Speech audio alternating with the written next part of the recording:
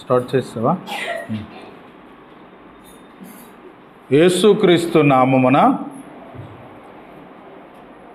ప్రార్థనకు వచ్చిన మీ అందరికీ, వీడియో చూస్తున్న వారికి నా వందనాలండి. వాక్యంలోకి వెళ్దాం.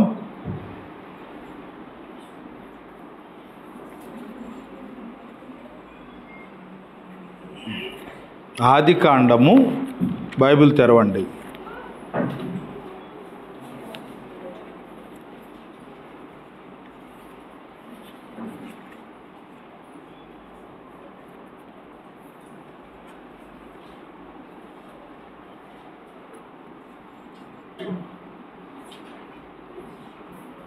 ఆదికాండము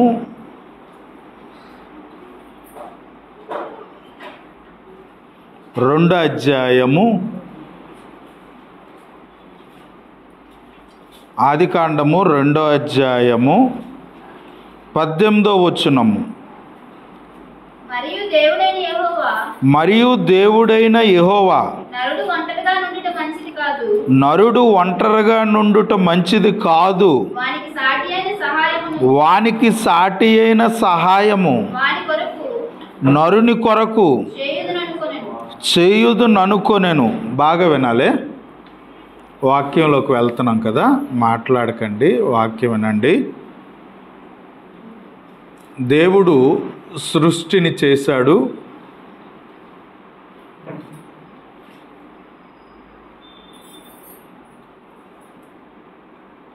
పిల్లల కొరకు, పిల్లలమైన మన కొరకు సృష్టిని చేశాడు. ఆదికాండము 2వ అధ్యాయము 7వ వచనములో ఒకసారి చదువుకుందాం. ఆదికాండము 2వ అధ్యాయము 7వ వచనం. దేవుడైన యెహోవా నేలమట్టితో నరుణ్ణి నిర్మించి వాని నాసికారంధ్రములలో జీవవాయువును ఊదగా నరుడు జీవాత్మాయను. బాగా వినాలి. తొలి మానవుని పుట్టుక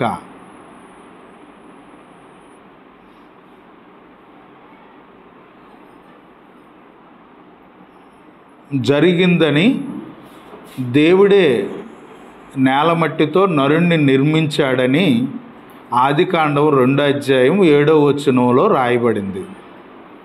ఆదికాండము 2వ అధ్యాయం 7వ వచనంలో ఆదామును చేసినట్టుగా రాయబడింది. అదే ఆదికాండము 2వ అధ్యాయము 18వ వచనం వచ్చేసరికి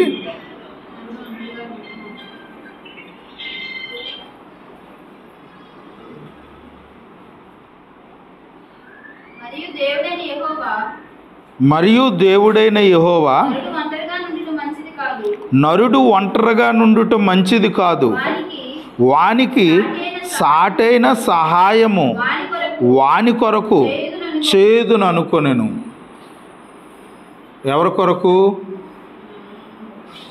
ఆదాము కొరకు, తొలి మానవుడైన ఆదాము కొరకు. భూమి మీదకి వచ్చిన మనందరము అనేక జాతులు మనుషులుగా ఈ భూమి మీద కనబడుతున్నాం. బైబిలు మతాన్ని ప్రకటించట్లేదు, కానీ మానవ పుట్టుక అనేది, ఇంతమంది మనుషులు రావటానికి కారణాలేంటి, తొలి మనుషుని పుట్టుక ఎలా జరిగింది అనేవి చాలా విషయాలను మానవ జననం గురించి, మనుషుల పుట్టుక గురించి మాట్లాడింది. బైబిలు దేవుడి గురించి మాట్లాడింది. బైబిలు దేవుడి గురించి మాట్లాడింది, మనుషుల పుట్టుక గురించి మాట్లాడింది. మనుషుల పుట్టుక గురించి మాట్లాడింది కాబట్టి మనుషుల పుట్టుకతో పాటు దేవుడి గురించి కూడా బైబిల్ మాట్లాడింది కాబట్టి ఇది మత గ్రంథంగా దీనిని చాలామంది తీసుకోవట్లేదు. మత గ్రంథం కాబట్టి దీనిని మనం తీసుకోకూడదు. దేవుడి గురించి బైబిల్ ప్రకటిస్తుంది కాబట్టి దీనిని మనం తీసుకోకూడదని చాలామంది బైబిల్ని ఒకవేళ తీసుకోవట్లేదేమో. ఇక్కడ మనం బాగా ఆలోచించగలిగితే ఈరోజు ఒక మంచి మాటను మీరు వినబోతున్నారు. నేలమట్టితో నరుణ్ణి చేశాడు. ఆ మనుష్యుడు ఒంటరిగా ఉండటం మంచిది కాదని వాని కొరకు సాటైన సహాయమును చేయుదునని ఏమంటున్నాడు? ఆదికాండం 2:18 మరియు దేవుడైన యెహోవా నరుడు ఒంటరిగా నుండుట మంచిది కాదు. ఒంటరి జీవితం మంచిది కాదు. ఆదామును చేశాడు, మొదటి మనిషిని చేశాడు. ఒంటరిగా ఉండటం మంచిది కాదు. ఒంటరి జీవితం మంచిది కాదు. ఒంటరి జీవితం మంచిది కాదు. మరి పెళ్ళి కాని వారి పరిస్థితి ఏంటి అని అంటారా? తల్లిదండ్రులు ఉంటారు, అవునా? వాళ్ళకి ఎవరు ఉంటారు? జన్మనిచ్చిన తల్లిదండ్రులు, కుటుంబం ఉంటుంది.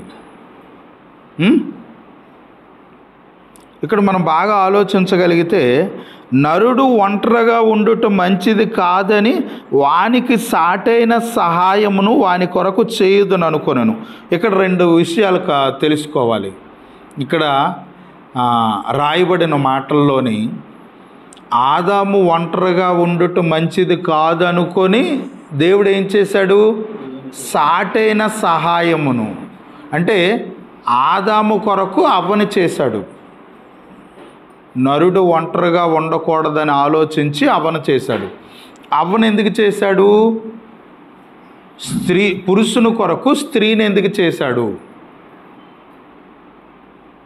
లేక ఒకరి కొరకు మరొకరిని ఎందుకు చేశాడు? అలా మనం ఆలోచిస్తే ఒంటరిగా ఉండటం మంచిది కాదు. ఇదొకటి గుర్తుంచుకోండి. ఒంటరిగా ఉండటం మంచిది కాదని సాటైన సహాయాన్ని చేశాడు. ఎందుకొరకు చేశాడంటే వానికి సాటైన సహాయము అంటే ఒకరికి సాటైన సహాయంగా నిలవబడతామని మరొకరిని చేశాడు. బాగా వినాలి. ఒంటరిగా ఉండటం మంచిది కాదని ఉద్దేశంతో అదొక మాట అయితే, మరొకరిని ఎందుకు చేశాడంటే సాటైన సహాయం కొరకు చేశాడట. బాగా వినాలి, బాగా ఆలోచించాలి. ఆదామును నేలమట్టితో నరుణ్ణి నిర్మించాడు. ఆ నరుణ్ణి చేసిన కొద్ది దినాల తర్వాత నరుడు ఒంటరిగా ఉండటం మంచిది కాదని ఆలోచించాడు. వానికి సాటైన సహాయము అంటే ఆ మొదటి మనిషికి సాటైన సహాయంగా నిలవబడుతుందని చేశాడు. ఇందులో 2 విషయాలు మనకు కనబడుతున్నాయి, అవునా? ఇంకా ముందుకు వెళ్దాం.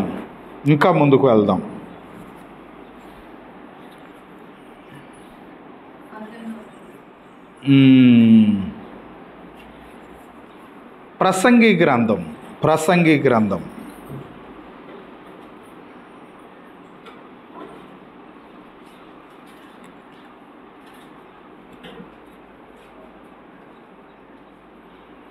ఆదామును చేసినప్పుడు, భూమి మీద తొలి మానవుడిని చేసినప్పుడు ఎవరు లేరన్నమాట. లేకపోతే ఈ తొలి మానవుడు ఒంటరిగా ఉండటం మంచిది కాదని ఆలోచించి, ఒంటరి జీవితం మంచిది కాదని ఆలోచించి ఆ తొలి మానవునికి సాటైన సహాయంగా ఉంటుందని స్త్రీని దేవుడు నిర్మించాడు. ప్రసంగి గ్రంథము 4వ అధ్యాయము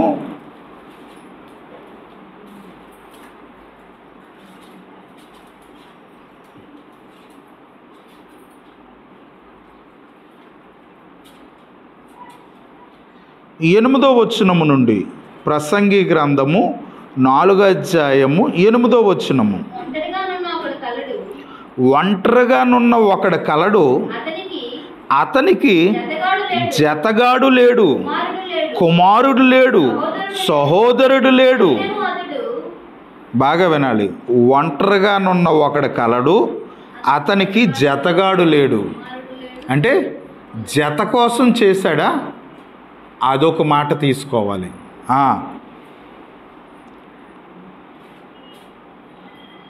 కుమారుడు లేడు, సహోదరుడు లేడు, అయినను అతడు ఎడతెగక కష్టపడును. అతని కన్ను ఐశ్వర్యము చేత తృప్తి పొందదు. అతడు సుఖమనున్నది నెరుగక ఎవరి నిమిత్తం కష్టపడుచున్నానని అనుకొనడు. ఇదియు వ్యర్థమైనదై బహు చింత కలిగించును అని చెబుతూ, ఇద్దరి కష్టము చేత ఉభయులకు మంచి ఫలము కలుగును. అంటే ఇద్దరు ఉండటం మంచి ఫలము, ఇద్దరు ఉండటము మంచి ఫలం అన్నమాట. జతగాడు ఉండాలి, జత ఉండాలి, ఒంటరిగా ఉండకూడదు, జత ఉండాలనే ఉద్దేశంతో చేశాడు. ఒంటరిగా ఉండకూడదు. ఆ మొదటొచ్చిన వానికి సాటైన సహాయంగా నిలవబడతారని మరొక స్త్రీని చేశాడు, మరొకరిని చేశాడు. ఇంకా గనుక చదవాలి. ఒంటిగాడై ఉండుట కంటే ఇద్దరు కూడియుండుట మేలు. ఇద్దరు ఉండడం మేలు, ఒంటరిగా ఉండడం మేలు కాదు, ఇద్దరు ఉండడం మేలు. చదవాలి. ఇక్కడ విషయం చెప్తున్నాడు.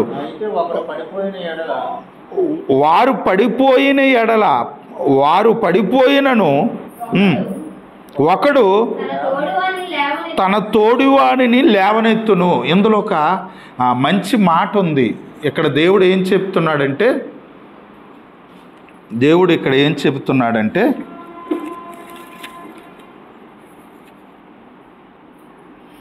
ఇద్దరు ఉండడము ఎంత మంచిదంటే, ఇద్దరిలోని ఎవరో ఒకరు పడిపోయారనుకో, మరొకరు లేవనెత్తటానికి. ఒంటరిగా నుండకన్నా సాటైన సహకారిగా, సాటైన సహాయంగా ఆదాము కొరకు, పురుషుని కొరకు స్త్రీని దేవుడు ఎందుకు చేశాడు? ఒంటిగాడై ఉండకన్నా జతగా ఇద్దరిని ఎందుకు చేశాడు అని అంటే, ఇందులోని చాలా విషయాలు కనబడుతున్నాయి అన్నమాట. ఎన్ని విషయాలు ఇందులో కనబడుతున్నాయంటే, మంచి ఫలము కలగాలంటే ఒంటిగాడై ఉండకూడదు, జత ఉండాలి. అవునా? ఇద్దరు ఉండాలి అంటున్నాడు. ఒంటిగాడై ఉండుట కంటే ఇద్దరు కూడి ఉండుట మేలు. ఇద్దరు ఉండుట మేలు అంటున్నాడు. అందులోని వారు పడిపోయినను ఒకడు తన తోడివాడిని లేవనెత్తును. అంటే ఇందులో ఒక మంచి సీక్రెట్ ఉంది, ఇందులో ఒక మంచి మాట ఉంది. ఏంటనంటే,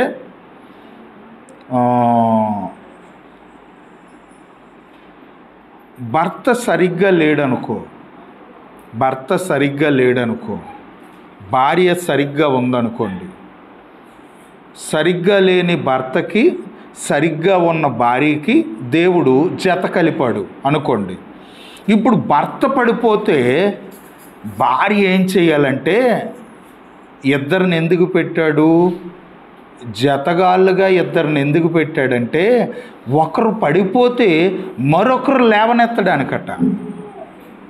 పడిపోయిన వాళ్ళని లేవనెత్తడానికి, అంటే కాళ్ళు జారి పడిపోయినా లేవనెత్తడానికి, పాపంలో పడిపోయినా లేవనెత్తడానికి. ఇద్దరిని చేయడం వెనకాతల ఒక మంచి ఉద్దేశం ఉంది దేవుడికి. బాగా వినాలి. ఇద్దరిని చేయడం వెనకాతల దేవుడికి ఒక మంచి ఉద్దేశం ఉంది. అదేంటనేది బైబిల్ చెబుతుంది. ఏంటనంటే ఇద్దరు కూడి ఉన్నట మేలని నేను ఎందుకు అంటున్నానంటే, ఒకడు పడిపోతే మరొకడు తన తోడువాడిని లేవనెత్తును. ఈ సంగతి ఆదాము అవ్వలకు తెలియలేదు. ఈ రహస్యం ఆదాము అవ్వలకు తెలియలేదు. ఈ రహస్యం చాలామంది భార్యాభర్తలకు తెలియలేదు. ఈ రహస్యం చాలామంది స్నేహితులకు తెలియలేదు. ఏంటి రహస్యం అని అంటే, అవునా, ఇద్దరు స్నేహితులు ఉన్నారనుకో, అవునా, ఒక స్నేహితుడు కష్టములో ఉంటే మరొక స్నేహితుడు ఆదుకున్నట్టుగా, ఒక స్నేహితుడు బాధలో ఉంటే మరొక స్నేహితుడు బాధ నుంచి విడిపించినట్టుగా. నాకు ఒక మంచి మాట జ్ఞాపకం వచ్చింది. ఏంటి తండ్రి, మంచోళ్ళతో పాటు చెడ్డోళ్ళని ఎందుకు ఉంచావు? ఒక మంచి భార్యకి ఒక చెడ్డ భర్తను ఎందుకు ఇస్తున్నావు? మనం బైబిల్లోకి వెళ్ళిపోయాం అనుకోండి. అబిగయల ఆమెకు దావీదు కన్నా ముందు ఒక భర్త ఉంటాడు, అవునా? వారెవరు? నాబాలు. బాగా వినాలి, అవునా? ఈ నాబాలు అనేవాడు మంచోడు కాదు, అవునా? లాబాను కాదు, నాబాలు. లాబాన్ అనే ఆయన యాకోబు గారి మామ. ఇక్కడ నాబాల్ అనే ఆయన అబిగయలకి భర్త అనమాట. నాబాలు చచ్చిపోయిన తర్వాత అబిగయలని దావీదు చేసుకుంటాడు. అది తర్వాత సంగతి. ఈ నాబాల్ అనేవాడు చెడ్డోడు, అబిగయల్ అనే ఆమె చాలా మంచిదనమాట. ఇదేంటి ప్రభువా, మంచి భార్యకి చెడ్డ భర్తను ఎందుకు ఇచ్చావు? పేతురులాగా విశ్వాసురాలైన భార్యను ఇవ్వచ్చు కదా. మంచోడికి మంచి భార్య, చెడ్డోడికి చెడ్డ భార్య. అలాగ జరగకన్నా ఇలాగెందుకు జరుగుతుంది అని నేను ఆలోచిస్తే అప్పుడు ఒక మంచి ఆలోచన నాకు వచ్చింది. ఏమనంటే, భర్త చెడ్డోడు అనుకో, భార్య మంచిదానినే చెడ్డ భర్తకి మంచి భార్యను ఎందుకు ఇచ్చాడు అని అంటే, వీళ్ళిద్దరిని ఎందుకు జత చేశాడంటే పడిపోయిన భర్తను లేవనెత్తుకుంటుందని. అలాగే మంచి భర్తకి చెడ్డ భార్యని కూడా దేవుడు ఎందుకు ఇస్తాడంటే, పాడైపోయిన భార్యను సరైన దారిలోకి తీసుకొస్తాడని. ఇందులో ఒక సీక్రెట్ ఉంది. ఒంటరిగా ఉన్న మగవాడికి సాటైన సహాయంగా స్త్రీని దేవుడు ఎందుకు చేశాడు? ఆ సెల్ ఆఫ్ చేసే, స్విచ్ ఆఫ్ చేసే.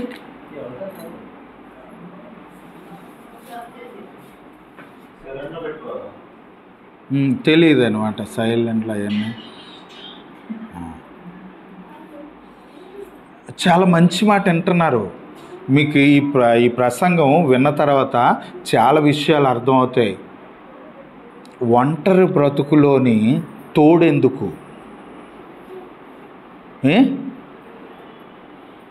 ఒంటరి బ్రతుకులోని మరొకరెందుకు అన్నది ఇందులోని ఒక మంచి ప్లాన్ ఉంది, ఒక మంచి ఆలోచన ఉంది, ఒక మంచి ఉద్దేశంతో దేవుడు ఒంటరి జీవితం మంచిది కాదని సాటైన సహాయాన్ని ఆయన చేయటం వెనకాతల ఒక మంచి ప్రణాళిక ఉంది. ఆ ప్రణాళిక ఈరోజు ఏమైపోతుందంటే, ఆ ఆలోచన అంతా కూడా పాడైపోయింది. అదంతా కూడా ఇదైపోయింది. ఇక్కడ ఆదాముని అవ్వని చేసినప్పుడు అసలు ఒంటరిగా ఉన్న నాకు సాటైన సహాయాన్ని దేవుడు ఎందుకు చేశాడు? ఆదాము తనకు తాను ప్రశ్నించుకోలేదు. ఆయన జీవితంలోకి నేను ఎందుకు వెళ్తున్నాను అని పెళ్ళి అయిన తర్వాత, పెళ్ళి అవ్వకముందో పెళ్ళైన తర్వాత ఒక స్త్రీ ఆలోచించాలి, పెళ్ళికి ముందు ఒక పురుషుడు ఆలోచించాలి. ఇవి జరగట్లేదన్నమాట. అవునా? కాబట్టి ఇందులో ఉన్న మంచి మాటను మనం బాగా ఆలోచించగలిగితే ఇందులోని ఏమున్నది అని దేవుడు చెబుతున్నాడంటే, జతగా ఇద్దరిని ఎందుకు చేశానంటే, ఒంటరిగా ఉండకన్నా తోడుని ఎందుకు ఇచ్చానంటే, సాటైన సహాయాన్ని ఎందుకు ఇచ్చానంటే, ఇందులో ఒక మంచి విషయం ఉంది, అది నేను చెబుతాను, జాగ్రత్తగా వినండి అని అమ్మా మనుషులకు చెబుతున్నాడు అనమాట. 10వ వచనం, ప్రసంగి గ్రంథము 4వ అధ్యాయం 10వ వచనం. వారు పడిపోయినను తన తోడువానిని లేవనెత్తును. అయితే ఒంటరిగా ఉన్నవాడు పడిపోయిన ఎడల వానికి శ్రమయే కలుగును, లేవనెత్తువాడు ఉండడు.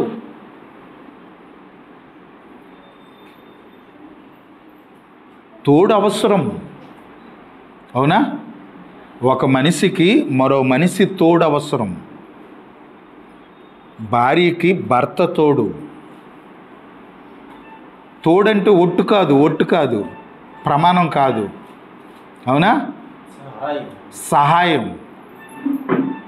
ఒకరి అవసరత మరొకరికి ఉంది అన్న ఉద్దేశంతో మానవ నిర్మాణం జరిగింది, స్త్రీ పురుషుల రాక జరిగింది,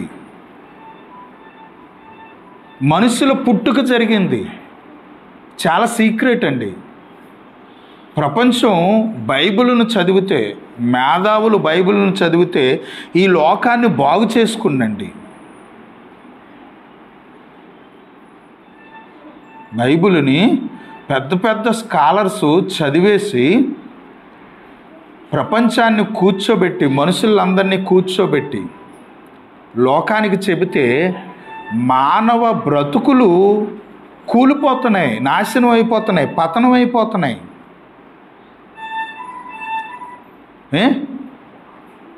అవన్నీ కూడా మానవ జీవితాలను కట్టుకునే అవకాశం వచ్చును.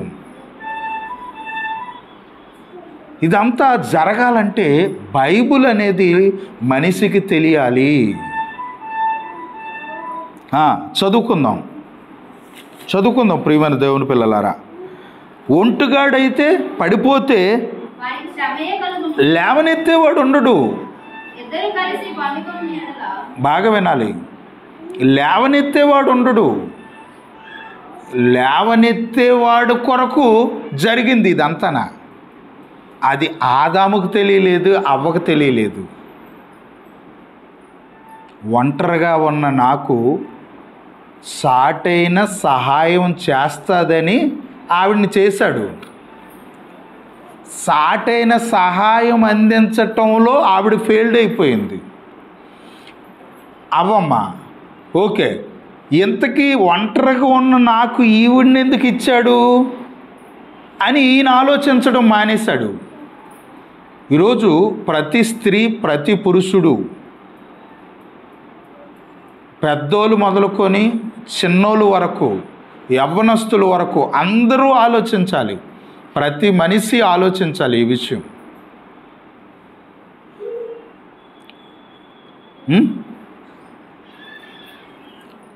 ప్రియమైన దేవుని పిల్లలారా, చదువుకుందాం. వానిని లేవనెత్తువాడు లేకపోవును, ఇద్దరు కలిసి పండుకొని ఎడల వానికి వెట్ట కలుగును. ఒక ప్రత్యేకమైన ఆలోచనతో ఇదంతా జరిగిందనమాట. అవునా? ఏంటి ఈ మాట ఎవరు చెప్తున్నారు తెలుసా? దేవుని జ్ఞానాన్ని తీసుకున్న సొలొమోను చెబుతున్నారు. ఈ మాట ఎవరు చెప్తున్నారు? దేవుని జ్ఞానము. ప్రజలను నువ్వేమో నన్ను చిన్న వయసులో రాజుని చేసేసావు, చిన్న వయసులోని నేను రాజుని అయిపోయాను. ఇప్పుడు చూస్తే లక్షల జనాభా ఇజ్రాయేలీలు. వీళ్ళని పరిపాలించే జ్ఞానము, బుద్ధి నాకు లేదు. కాబట్టి ఈ ప్రజలను పరిపాలించే జ్ఞానము, అసలు మానవ జ్ఞానం ఎందుకంటే మనిషి జీవితాన్ని కట్టేది. జ్ఞానం ఎందుకంటే మనిషిని నిలవబెట్టేది, మనిషిని ఒక మంచి ఆలోచనతో బలపరిచేది జ్ఞానం అనేది. అప్పుడు ఇంతమంది ప్రజల్ని ఇచ్చేసావు, ఇంతమంది జనాభా, లక్షల మంది, మరి వీళ్ళను నడిపించటానికి నాకు జ్ఞానం కావాలని అడిగాడు. అలా జ్ఞానము, దేవుడి ద్వారా జ్ఞానం తీసుకొని చాలా విషయాలు మాట్లాడాడు. దానితో పాటు ఈయన ఏం మాట్లాడాడంటే, ఒంటిగాడి జీవితంలో జత ఎందుకు వచ్చింది, సాటైన సహాయము ఒంటిగాడికి దేవుడు ఎందుకు ఇచ్చాడు అన్న విషయాన్ని మాట్లాడాలని ఆలోచించాడండి. ఆలోచించి చాలా విషయాలు చెప్తున్నాడు అనమాట. ఎన్ని విషయాలు చెప్తుండు? ఇద్దరు కలిసి పండుకొని ఎడల వానికి వెట్ట కలుగును, ఒంటిగానికి వెట్ట ఎలాగ పుట్టును, ఒంటరియగు ఒకని మీద మరి ఒకడు పడిన ఎడల ఇద్దరు కూడి వానిని ఎదిరింపగలరు. అబ్బా, అవునా? మా ఇద్దరిని చెడగొట్టేది మా జీవితంలోకి వస్తుంది, మా ఇద్దరిని చెడగొట్టేది మా జీవితంలోకి వస్తుంది. అది మందు కావచ్చు, అది పాపం కావచ్చు, అది చెడు కావచ్చు, అది మరొకటి కావచ్చు. ఆదామవ్వలను దేవుడికి పనికిరాకన్నా చేసేది పాము రూపంలో దెయ్యము వాళ్ళ దగ్గరికి వస్తుంది.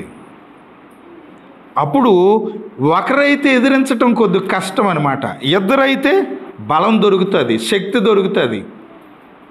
మేము సరిగ్గా ఉండాలి, దేవుడిలో ఉండాలి, దేవుడు చెప్పినట్టుగా ఉండాలి. మేము పడిపోకూడదు, ఒకరు పడిపోకూడదు, ఇద్దరు పడిపోకూడదు. మా జీవితాలను పడగొట్టేది రాబోతుంది, అపవాది రూపంలో రాబోతుంది, పాము రూపంలో రాబోతుంది. మా ఇద్దరం పడిపోకున్నా ఇద్దరం కలిసి ఒకటైపోయి ఏక శరీరం అయిపోయి దానిని ఎదిరించేస్తాము. అందుకు నా భార్య సహాయం తీసుకుంటాను, అందుకు నా భర్త సహాయం తీసుకుంటాననే ఆలోచన వెనక ఉన్న రహస్యం ఇది.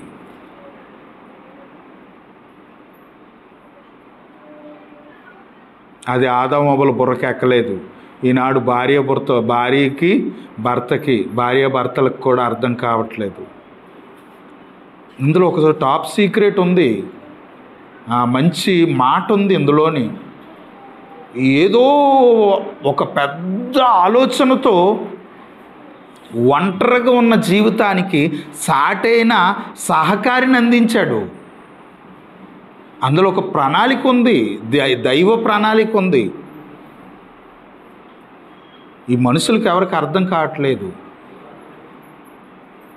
పాతాళం గురించి, పరలోకం గురించి, ఆత్మ గురించి, దేవుడు గురించి, శిక్ష గురించి, రక్షణ గురించి, చాలా విషయాల గురించి బైబిల్ ప్రస్తావించింది కాబట్టి, బైబిల్ మాట్లాడింది కాబట్టి, బైబిల్ చెప్పింది కాబట్టి దీనిని పక్కన పెట్టేస్తుంది లోకం. కానీ మనుషులను ఉద్దేశించి, మనుషులను ఒక మంచి దారిలో పెట్టడానికి, మనుషులకు ఉపయోగపడే ఒక గ్రంథంగా దేవుడు యేసుక్రీస్తు ద్వారా ప్రపంచానికి ఇచ్చాడు. మనిషి అందుకోలేకపోతున్నాడు. చదువుకుందాం.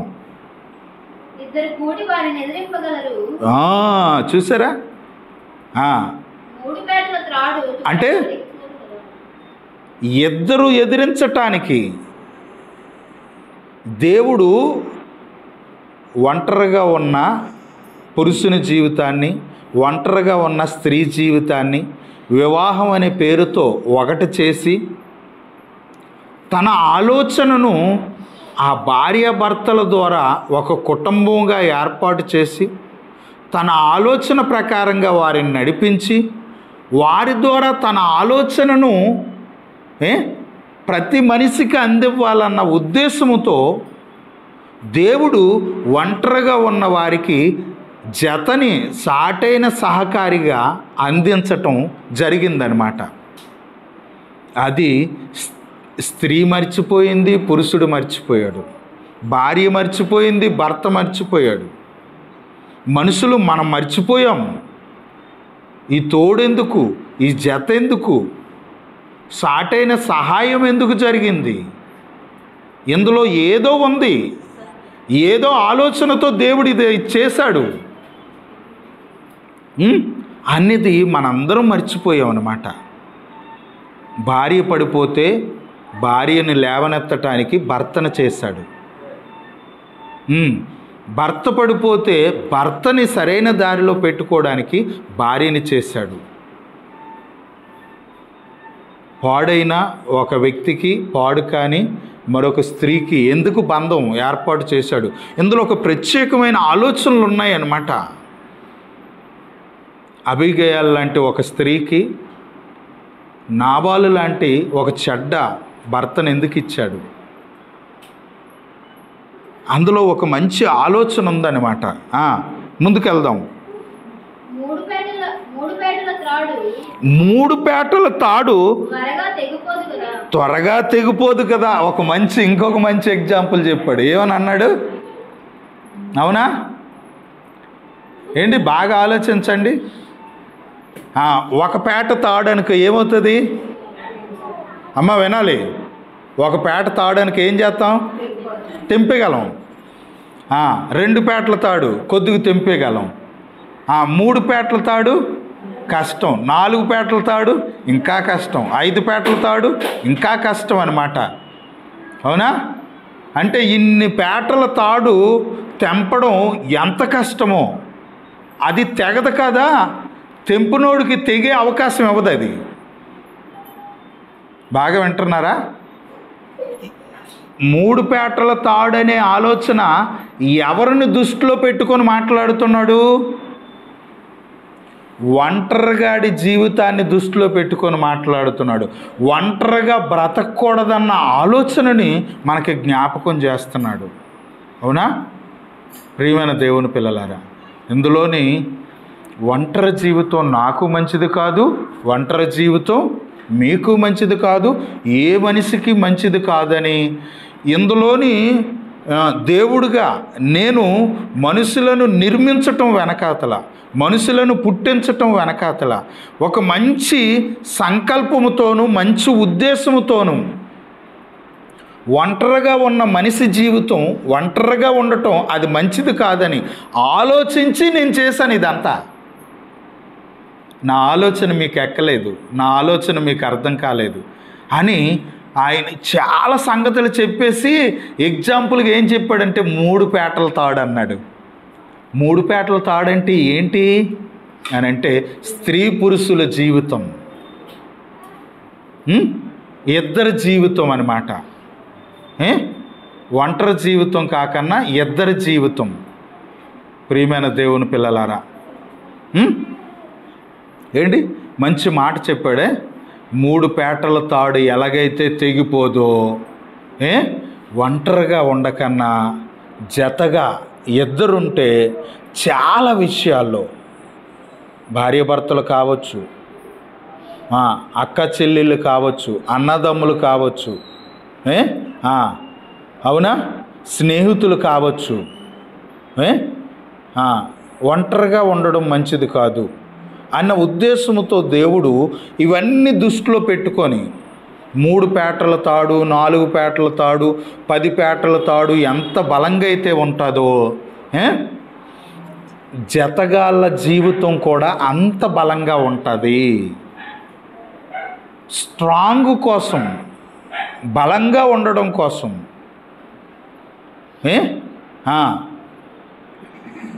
ఒకరు వెళ్తున్న దారి బాగులేదనుకో, ఆ దారిలో వెళ్ళి వాడు తన జీవితం పతనం అయిపోద్ది, పడిపోతుంది. అలా పడిపోకుండా ఆ దారిలో వెళ్ళిన వారిని లేవనెత్తి వాడిని నిలబెట్టి ఒక మంచి దారిలోకి వాడిని తీసుకెళ్ళగలిగే, మనకి ఇది చెప్పగానే మనకేం గుర్తుకు రావాలంటే మంచి సమరయుని జీవితం గుర్తుకు రావాలి. అవునా? ఒంటిగాడు కాబట్టి దొంగలను ఎదిరించలేకపోతాడు, ఒంటిగా ఉన్నాడు కాబట్టి గాయాలతో ఉన్నవాడిని ఎవరు లేవనెత్తలేకపోయారు. కాబట్టి అదే దారిలో మరొకరు రావటం వలన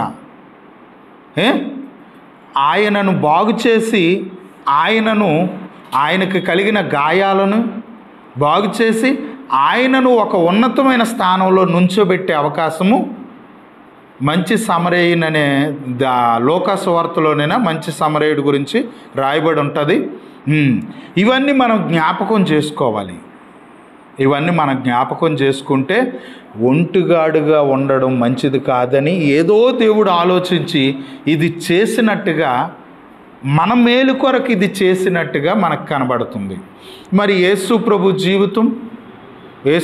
జీవితం భార్య లేదు, ఉన్నదా? యేసు ప్రభుకి భార్య లేదు. పిల్లలు ఉన్నారా? పిల్లలు లేరు. అవునా? భార్య లేదు, పిల్లలు లేరు. భార్య లేనప్పుడు పిల్లలు ఎలాగొస్తారు? కాబట్టి మరి ఒంటరిగా యేసు ప్రభు ఉన్నాడు. ఒంటరిగా ఉండటం మంచిది కాదు. కాబట్టి మరి యేసు ప్రభు ఒంటరిగా ఉన్నాడు అనే ఆలోచన మనకు వచ్చిందనుకో. అవునా? యోహాను సువార్త ఒక్కసారి చదువుకుందాం.